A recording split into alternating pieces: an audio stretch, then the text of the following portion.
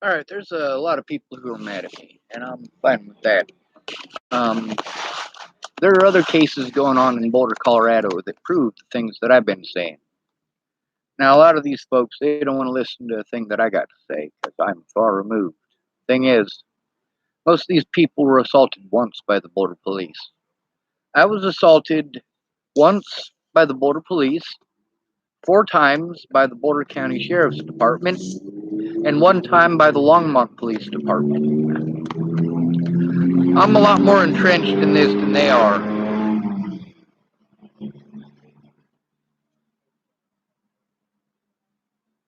Um, there's the 6 people who had to deal with Officer Lolatai that all have cases with him. All of them after me, like Sammy Leon Lawrence IV, Michelle Rodriguez, among others. There's the case of Betsy Prowl, who is not counted among those. She's an additional one. Now, these people don't want to talk to me because of Darren OConnor. We had a difference of opinion. He wanted to pretend that these were racially motivated. Betsy's a white girl. How could it be racially motivated when a cute little white girl can be treated the same way that I was treated by Lolatai on January 6th of last year? Michelle Rodriguez, like I said with the drugging.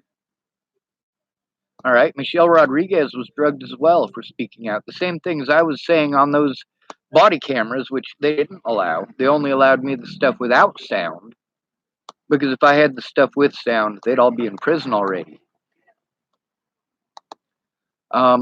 There's many, many more cases. There's also the cases where 2 of those officers who assaulted me last August and were involved in making fun of me and hazing me and so on and so forth. They killed a man. Killed a man in transit. Killed a college white boy, so people care, because he's a college boy. Zayd Atkinson, he gets national attention. Gets to be on Dateline, right? This guy was treated like he was homeless, and I have recordings on this very YouTube of Darren OConnor saying so. That there is evidence that it wasn't racially motivated. They confused him for a homeless person. And they didn't want to admit that to the public. So, where Darren and I disagree is that Darren doesn't know firsthand any of our experiences. There's a guy named Stefan, right? And he's complaining today about how terrible it is. Now, he's been homeless in Boulder for a year and a half, and he doesn't know who I am. I'm like, dude, I haven't lived in Boulder in over 3 years. You know? It's not my place.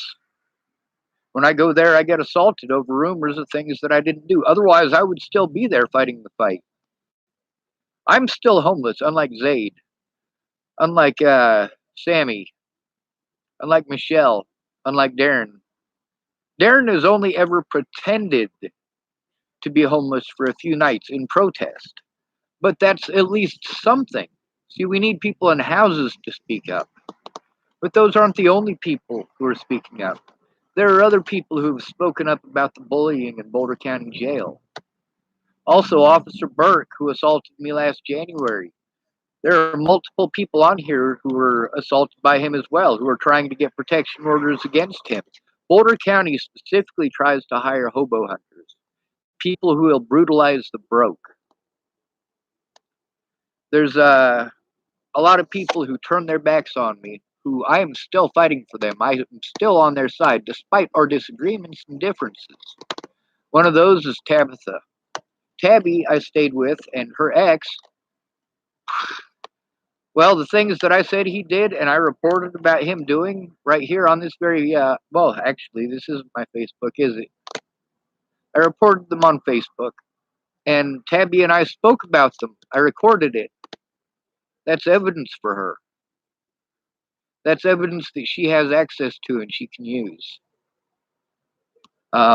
She blocked me, so we're not currently on speaking terms, but she still has access to my YouTube here and what we spoke about. the fact that we both verified the things that he was doing. And she's got cases going on with him because she's got a protection order against him and he keeps coming back. He's an alcoholic who's assaulted her children on more than one occasion.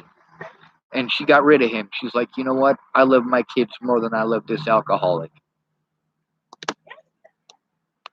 These aren't even close to the only related cases that have been all over the news, some of them. I mean, Tabby had a man kill himself in her closet last December.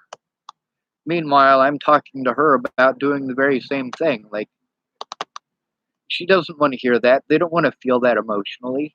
I don't want to feel it emotionally either when they throw me away. So people are pissed off at me, but at least they're fighting back. They may be pissed off at me, but every single one of these people fighting the very same things, well, these people are all proving that I was telling the truth about the Boulder officers. The jurisdictional thing, none of these people actually have to deal with that. Where one jurisdiction won't do anything because of another jurisdiction that was involved, they can't investigate that jurisdiction because they're from out of jurisdiction, even though they're in your jurisdiction. Yeah, they just basically made it impossible to go after any of the officers, and I can't go after the Bollingers in court without going after the officers, who I have to go through their friends in the Internal Affairs Department in order to hopefully get them to do something. But Internal Affairs isn't going to investigate without you guys caring. They're not going to take a look at the evidence. But these other people's cases prove that I've been telling the truth about their tactics, the tactics I spoke out about well before Natalie was killed. I was targeted for a reason. I was targeted because I was not only a homeless advocate, but I stood up to them. I did good things for others. And I did it for years, consistently, without harm. They had to make up and trump up charges through the years in Boulder County to try to keep me in check and to try to keep me there, which is a wonderful thing because I got to save a lot of lives. Now, when they transferred me out of county, they transferred me to a place called Clearview Behavioral Health, where they killed a man with those injections, where with their very own paperwork, it says that I was calm when they gave me my medications. No, they shot me up with drugs, straight up. Just like another place in Boulder County. Two of the places where I was drugged like that are in Boulder County. At a Vista hospital, they drugged me up like that. Injected me for trying to make a police report, for trying to get a police officer there. The same thing at the Longmont Hospital. That officer was there, but he wasn't there to take a report. Neither was Amanda Jonas, but she didn't assault me. However, because she was involved in that situation that I was trying to press charges against those officers for, she should never have been the one investigating that case. That's a conflict of interest. Shannon Alvarado is going to prove the things that I've been saying about Kara Johnson. Although you guys already know this, the courts need to be forced to look at this, which is where Katie Cahill's recorded conversations on here come in handy. Katie Cahill wasted my time for an entire year until the statute of limitations on many of these things was up, and still, being nice was not what got things done. And that is sadly a very regrettable fact of our society. If you're not screaming at the top of your lungs or breaking the law, people aren't paying attention now, are they? The meek will inherit the earth. That's how they get us to be quiet, shut up, and just take it. And they say, just let it go. If it's still continuing, then it's not letting it go because it's still continuing. If somebody is forcing themselves into you and you just let it go in the middle of them doing it and they're still beating your face in and still forcing themselves into you, they're still doing it. How do you let it go while it's still happening?